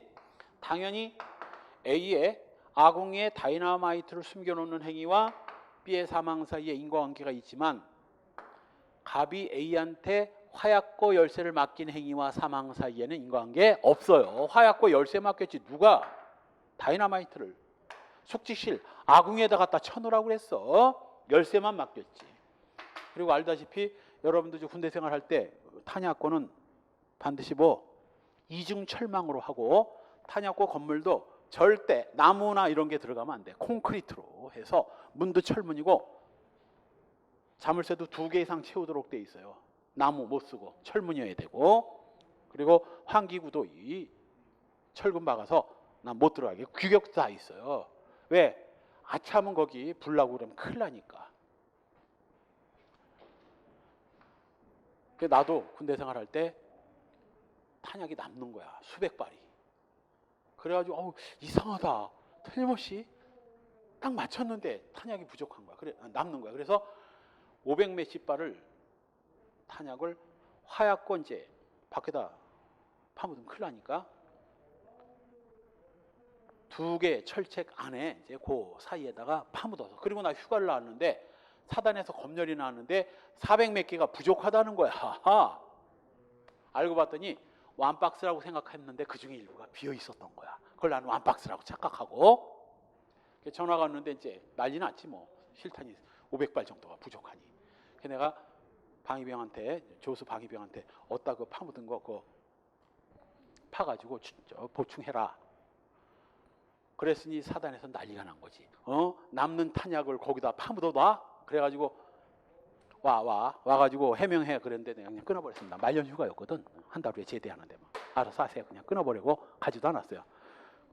그 1종 장교가 대위였는데 희말서 쓰고 징계 먹고 끝났습니다. 나는 처벌 안 됐어. 처벌 안 됐어. 잃어버린 건 아니니까 거기 묻은 거니까 심각한 건 아니지. 갖고 도망간 것도 아니고 그래서 보충해가지고 한 알도 부족함이 없이 됐으니까 거기다 파묻은 거 그걸 문제 삼았는데 안 가버렸습니다. 안 가버렸어. 그리고 난 제대했지. 우리 때만 해도 뭐 말뚝박으라고 그랬습니다. 그 병사 하나 말뚝박아가지고 하사 만들면 뭐 부대장 인사고가가 올라가고 그랬어. 요즘엔 반대라며 제대 안 하고 말뚝박고 싶다고 해도 막 다 제대시키고 한다고 하더라고. 웬만하면. 하도 청년 실업이 얼마나 심각하면 군대에서 말뚝박을 생각을 하겠어. 요즘 세상에. 옛날에 나 같으면 꿈도 안 꿨어.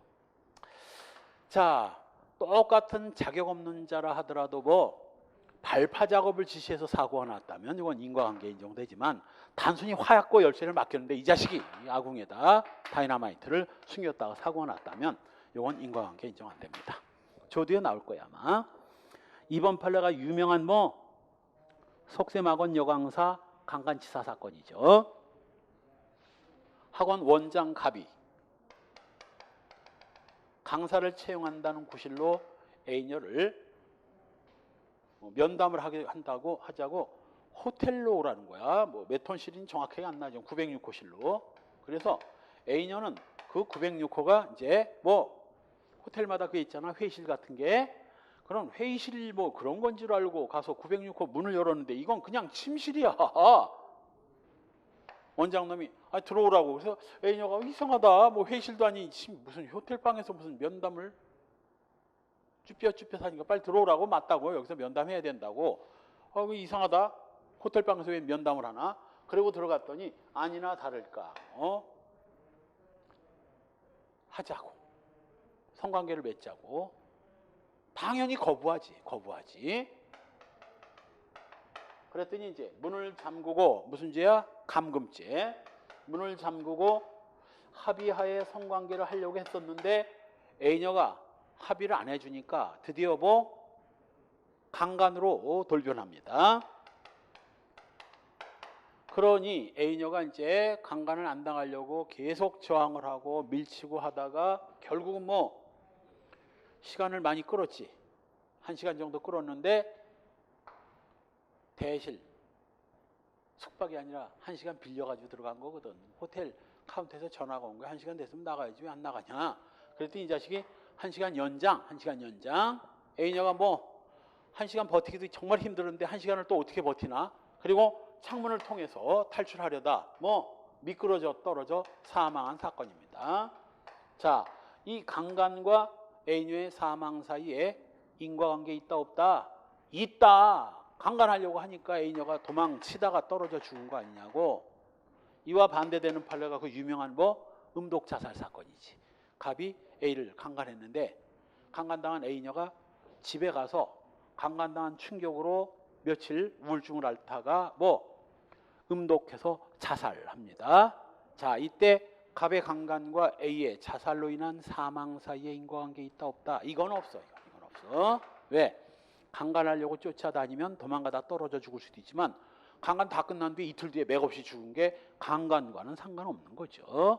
물론 먼 원인이 되긴 했지만 그게 직접적 원인이라 할 수는 없어요. 강간당했다고 왜 죽어? 강간당했다고 왜 죽어? 죽을 이유가 없지. 그리고 바로 강간을 당했다고 자살로 인해서 죽었다. 강간과 사망 사이에 상당성 인정된다 안 된다? 안 된다. 상당인과관계 인정 안 됐어요. 유명한 속셈학원 여강사 강간치사 사건입니다. 그 다음 3번 연탄가스 중독으로 입원한 환자가 병명을 물었는데 의사가 병명을 가르쳐주지 않는 바람에 가스 중독인 걸 모르고 가스가 새는 방에서 또 자다가 가스 중독으로 사망을 했다면 이거 의사의 연탄가스 중독을 알려주지 않는 행위와 가스로 인한 사망 사이에 인과관계 있다 없다? 요건 있어. 말하기가 그렇게 힘들어? 가스 중독이니까 조심하라고 한마디만 했어도 가스 조심을 했을 텐데 시험에 나온 적이 있습니다. 자, 공사감독관이 건축공사가 불법 하도급돼서 무자격자에 의해서 시공된다는 사실을 알고 있으면서도 계속 하도급을 줬다면 그 하수급인이 발생한 사고와 도급업자의 하도급 사이에 인과관계 인정된다 안 된다? 된다. 왜 무자격자한테 하도급을 줘? 저 뒤에 가면 적법한 자격자한테 하도급을 줬는데 적법한 자격자가 사고를 낸 경우 그때는 그때는 요 놈만 책임져야 돼. 왜? 자격이 있는 놈이니까. 그게 소위 말해서 타워 크레인 설치 사건이 그렇습니다. 갑 건설회사에서 A한테 소위 이제 아파트 지려면 타워 크레인이 올라가야 되잖아. 타워 크레인 설치를 하도급을 줬는데 얘들이 타워 크레인 설치하다가 이게 무너져서 B가 사망에 이르렀다면 만일 이것도 마찬가지야. A가 자격이 없다는 걸 알고 도급을 줬다면 이건 가치 인과관계가 인정이 되지만 자격 있는 놈한테 줬다면 타워 크레인 설치는 A가 전문업자거든. 얘들은 건설업자고 얘만 과실책임 인과관계 인정되는 거야. 그 다음 5번이 유명한 김밥 콜라 사건이죠.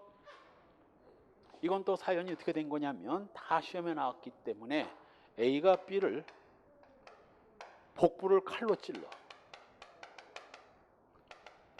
그랬으니 이제 복부 자상이고 창자가 끊기고 했으니까 뭐 병원으로 실려가 가지고 이제 치료를 받았습니다. 의사가 이거 수술을 해줬어요. 근데 여러분도 알죠? 복개 수술은 수술이 끝나면 뭐 배를 쬐기 때문에 음식물을 섭취하면 안 돼. 다 아물 때까지. 섭취를 해버리면 그 사이에 물이 새고 할 거 아니냐고. 다 아물지 않았기 때문에 의사가 주의를 줬어. 음식물 방구가 나올 때, 방구가 나온다는 게 이제 가스를 가둬놓을 수 있을 정도로 아물었다는 뜻이거든. 방구가 나올 때까지 음식을 섭취하지 말라고 그랬는데 칼로 쑤시고 뭐 하는 놈들이 전부 뭐 조폭이거든. 이 조폭 깍두기들이 제일 못하는 게 뭐냐? 낚시를 못한대 얘들은. 왜? 참을성이 없어. 참을성이. 그 고기가 물 때까지 이걸 참질 못한다는 게 단 5분도. 그러니 피를 많이 흘리고 수술하면 피까지 흘렸기 때문에 목이 엄청나게 탑니다. 여기가 다 말라붙을 정도야. 무지하게 목 타거든. 근데 이 동료 새끼들도 또 뭐야? 조폭이니 다 그놈들이 그나물에 그 밥이지 뭐야? 동료 놈들이 온 게 또 뭐야? 세상에 복부 자상으로 수술한 놈을 콜라하고 김밥을 또 사가지고 와요. 그러니 참을 수 없는 삐 이 자식이 또 뭐야? 이제 깨어나가지고 목이 엄청 타니까 야 콜라 좀 줘라. 괜찮냐? 그랬더니 뭐 아이고 괜찮지 그럼 당연히. 그리고 콜라하고 김밥을 처먹은 거야. 목이 마르니까. 물도 아닌 콜라. 콜라는 더군다나 뭐야? 기포가 나가지고 그런 걸 처먹었으니 어떻게 됐겠어? 장 수술한 데가 다 터져가지고 물이 콜라물이 다 나오고 그래가지고 합병증으로 죽어버립니다. 수분 저류. 물이 흘러나가지고 배에 꽉 차가지고 B가 사망에 이르게 돼요. 이 판례가 왜 시험에 나오고 중요하냐면 자 얼핏 보기에 왜 뒤진 거야? 지가 콜라 처먹다 뒤진 거 아니냐고. 그러나 A의 칼로 찌르는 행위와 B의 사망 사이에 인과관계를 인정했어. 상당성을 인정했어요. 상식적으로 도저히 인과관계가 인정이 안 될 것 같은데 대법원이 인정했다. 이거 그래서 시험에 잘 나와. 왜? 지가 처먹다 죽은 건데 인과관계를 인정했으니 조금 의아스럽지. 이거 시험에 그래서 잘 나오는 겁니다. 유명한 콜라 김밥 사건. 지가 콜라 처먹다 죽었다 하더라도 이거 뭐 인과관계 인정됩니다. A는 무슨 죄겠어? 칼로 복부를 찔러서 죽었으니 뭐 살인이지 뭐 살인. 상해치사도 아닌 살인이야 살인. 그 다음 역시 6번 피해자가 이 건 범행으로 부상한 후 1개월이 지난 후에 폐혈증 등으로 사망했다 할지라도 그 폐혈증이 바로 뭘로? 자창, 칼로 찔러가지고 생긴 과다출혈과 상처, 감염 등의 유래했다면 뭐 칼로 찌르는 행위와 한 달 후에 폐혈증으로 사망에 이르게 된 결과 사이에 인과관계 인정됩니다. 그 다음 7번 판례도 마찬가지죠. 비록 의사의 수술 지연이 사망의 공동 원인이 됐다 할지라도 원래 뭐 장을 주먹으로 복부를 세게 강타해서 장파열로 입원한 환자였다면 이거랑 똑같지 뭐야. 얘는 칼로 찔렀지만 뭐 주먹으로 때려서 장파열이나 칼로 찔러서 장파열이나 장파열은 똑같으니까. 그리고 칼로 찌르는 행위와 사망 사이에 인과관계 인정되듯이 복부를 강타한 행위와 사망 사이에 인과관계 인정됩니다. 그 다음 8번 거의 탈진 상태에 이른 피해자의 손과 발을 17시간 동안 묶어두고 좁은 차량 속에서 움직이지 못하게 한 감금 행위와 혈전이 폐동맥을 막아 사망에 이르게 한 그 사망 사이에 인과관계 인정됩니다. 아니 어떻게 가둬놨는데 죽느냐? 사람을 손발을 꽉 묶으면 여기 소위 뭐 멍이 들어. 멍이 든다는 게 뭐야? 덩어리 피가 생긴다는 거거든.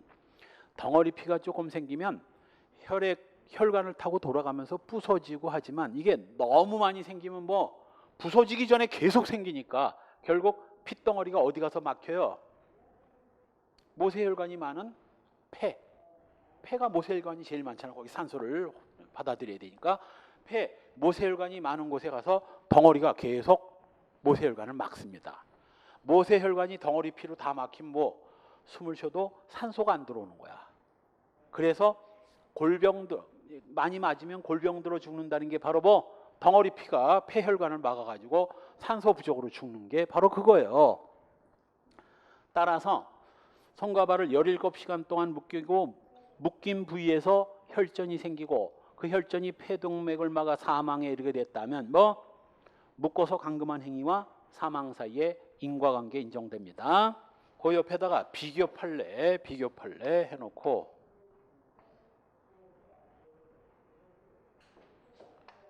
요거는 감금치사고 이건 감금만 했는데 죽은 경우고 아예 살인이 인정된 판례가 있습니다. 이건 과실치사인데 살인이 인정된 판례가 바로 최육교사 주교사 사건이야. 최육교사 주교사 사건에서는 주교사는 사형 집행됐어요. 자기가 가르치던 학생을 납치해다가 손과 발을 묶어서 아파트에 가둬놓습니다. 똑같은 현상이 생긴 거야.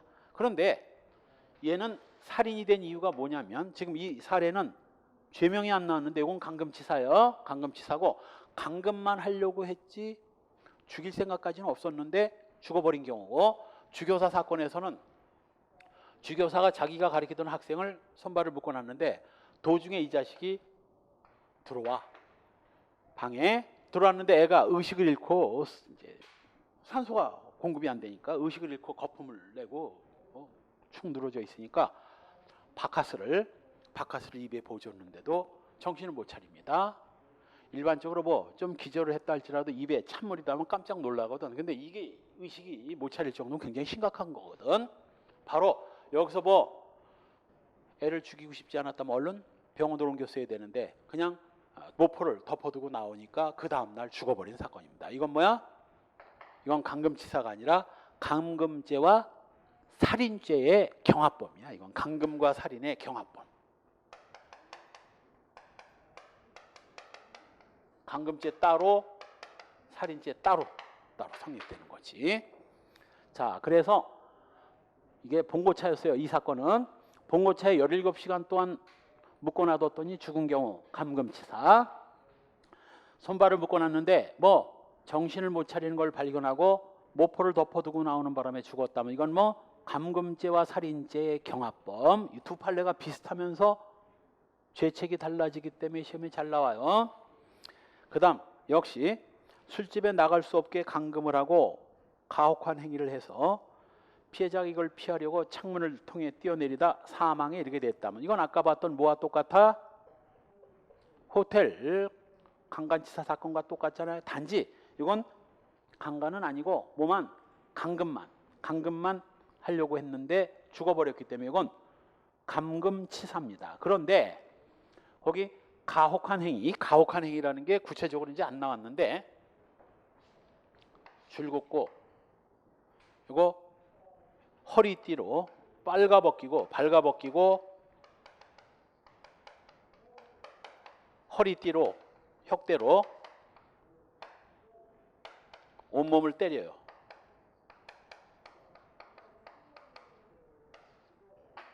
변태입니다. 여자를 빨가벗기고 혁띠 같은 채찍 종류로 때리는 거 이거 변태거든. 변태.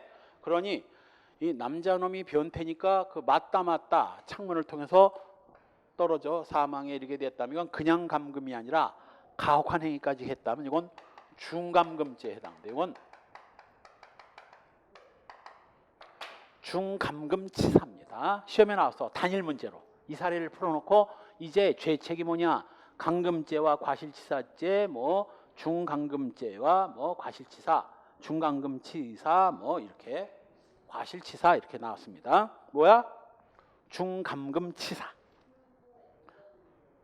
한편 10번 이것도 인과관계에 관해서 많이 나오는 판례입니다. 선행 차량, 후행 차량 역과 사건입니다. 오토바이도 마찬가지고 A가 먼저 갑을 자동차건 오토바이건 상관없어요. 갑을 부딪히고 지나가자 갑은 차나 오토바이에 부딪혔으니 뭐가 됐겠어? 길바닥에 쓰러져 가지고 의식을 잃었거나 또는 의식을 차리고 있다 할지라도 너무 아파 가지고 뭐 움직이지 잘 못하고 있는 상황에서 B가 다시 갑을 덮쳐서 갑이 차에 깔려 죽어요. 깔려 죽는 걸 역과라고 합니다. 역과. 부딪히면 충돌. 앞에 가는 걸 쫓아가서 부딪히면 추돌. 양쪽에서 부딪히면 충돌. 밟고 지나가는 거, 바퀴로 밟고 지나가는 걸 역과라고 합니다. 역과를 해서 갑이 사망에 이르게 됐다면 이때는 뭐 A와 갑의 사망 사이에 인과관계 인정된다 안 된다? 돼요. B와 갑의 사망 사이에도 인과관계 인정된다 안 된다? 됩니다. 보통. 왜? A는 갑을 쓰러뜨리고 B는 갑을 덮치고 보통 둘 다 인과관계 인정됩니다.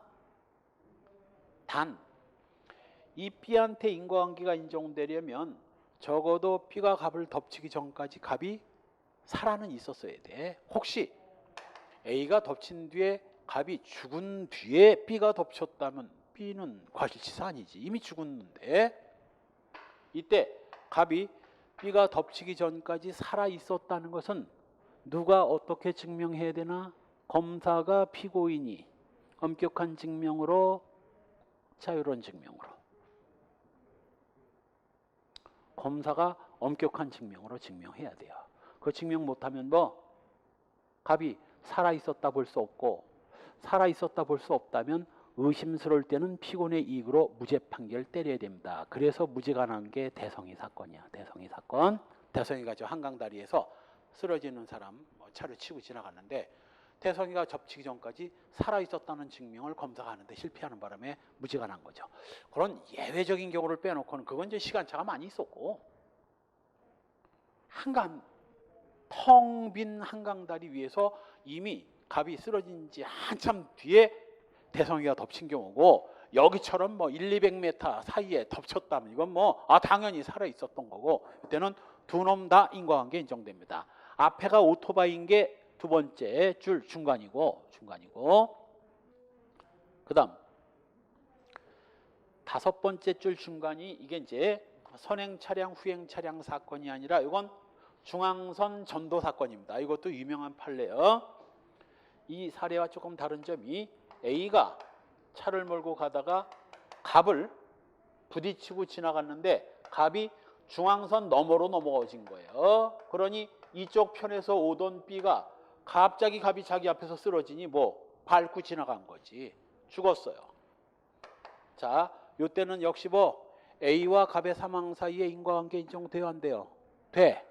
B와 갑 사망 사이에 인과관계 인정된다 안 된다? 안 될 것 같지? 그래서 이거 중요하고 시험에 잘 나와. 생각하면 아니 A가 쓰러뜨린 걸 B가 그럼 무슨 수로 막느냐? 예상하기 힘들었지 않았느냐? 여기서는 예상하기 힘들었지만 둘 다 100m 전이었다면 어떻게 됐을까? 두 놈 다 중앙선에 보행자가 있다는 걸 봤을 것이고 둘 다 봤다면 저 보행자가 잘못하면 뭐 뛰어들어오거나 넘어질 수도 있다는 걸 예상하고 속도를 줄이고 조심했어야 되는데 아무 생각 없이 내달리다가 쓰러뜨리고 죽였다면 이것도 두 놈 다 A한테도 인과관계 인정되고 B한테도 인과관계 인정됩니다. 그래서 읽어볼까?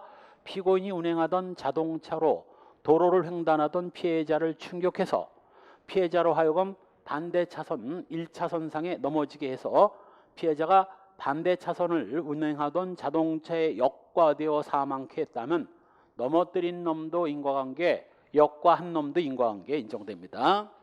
어떤 선생 하나가 B는 좀 억울했다. 택시기사였습니다. 택시기사 B는 좀 억울했다는데 억울할 거 개뿔도 없어. 왜 조심 안 하네? 100m 전방에서 중앙선에 사람이 있으면 피해가든가 여러 가지 조심할 수 있었는데도 안 했기 때문에 얘도 뭐 과실치사 인정돼요. 인과관계 인정되고. 난 그래서 중앙선에 사람 있고 하면 2차로로 가버려. 짜증나서. 이 판례가 기억에 떠오르는데 괜히 넘어져가지고 내 앞에서 뒤지면 내가 책임을 져야 되는데 2차로로 피해가거나 아주 천천히 조심조심 갑니다. 그 다음 11번 평소부터 고혈압 증세 있는 피해자를 폭행을 해가지고 전도 땅바닥에 넘어지게 하고 뭐 그때 넘어진 충격으로 뇌출혈로 사망에 이르게 됐다면 뭐 때리는 행위와 쓰러져 뇌출혈로 사망에 이르게 된 결과 사이에 당연히 인과관계 인정되고요. 역시 그 다음 이어지는 판례도 동맥경화 등의 증세가 있는 사람을 세게 밀어서 넘어져서 쇼크성 심장마비로 사망에 이르게 된 것도 인과관계 인정됩니다. 뭐 판례를 계속 봐야 되니까 그 뒤에 판례는 점심 먹고 봅시다. 점심 먹고 지금 1시죠? 점심 먹고 2시부터 봅시다.